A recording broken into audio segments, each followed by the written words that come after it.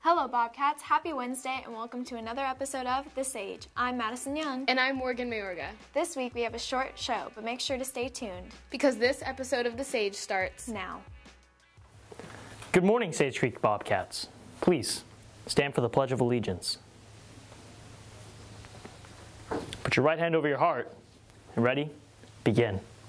I pledge allegiance to the flag of the United States of America and to the republic for which it stands, one nation, under God, indivisible, with liberty and justice for all. Please, have a seat.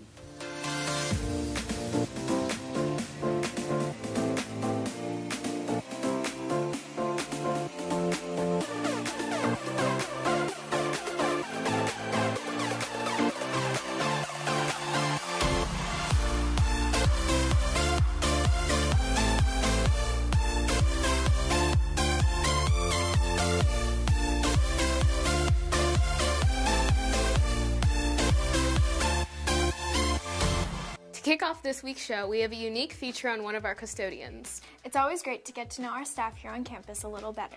I couldn't agree more. Kylie Valencia and Tyler Overby decided to find out a little bit more about a friendly face on our campus, Charles Daniel. Charles Daniel has been working for the school district for 18 years as a custodian. The other staff members are great, and that's part of the reason why I like my job. It's because of the people that's here. Social science teacher Thomas Bloomquist has known Charles since the start of his career at Carlsbad Unified. There aren't many better. Charles is a great individual, hardworking.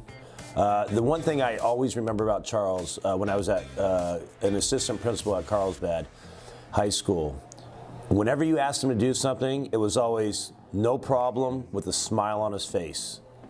Everything. It didn't matter time of day, what the duty was, what needed to be done. It was always, sure, no problem with a smile on his face. Senior Megan Madison met Charles at a track and field clinic he hosted at Valley Middle School last year. Charles is a really cool human. Like, he's super nice, and he'll go and talk to you, and you should go talk to him because he's a really nice guy. While Charles' main job is a custodian, he also tries to help students whenever possible.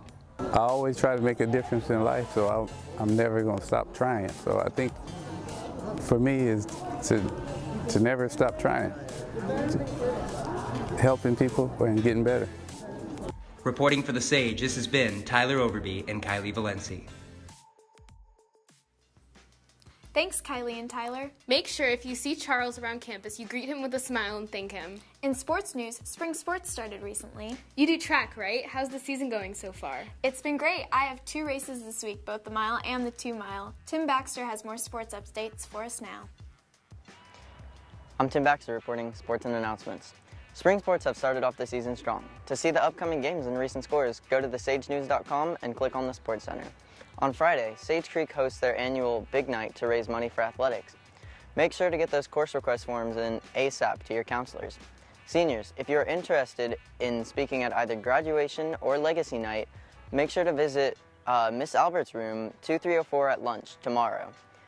Juniors, sophomore, and freshmen, class council meeting is next Monday in room 1207.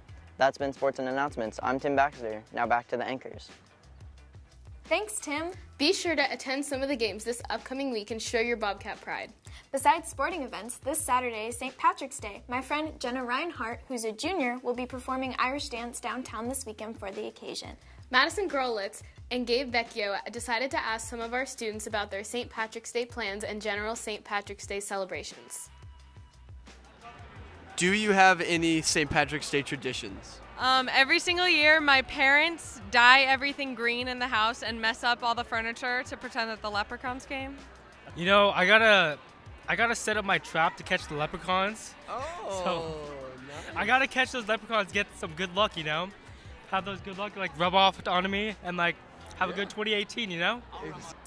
So, Jorge, do you have any St. Patrick's Day traditions? No. Yeah, every St. Patrick's Day, I go to McDonald's and get a Shamrock Shake because they're my favorite thing. Oh, look at that. Have you ever had a Shamrock Shake? I have. I have not had one. I think I have, yeah. It was really good. Have you ever had a Shamrock Shake? No.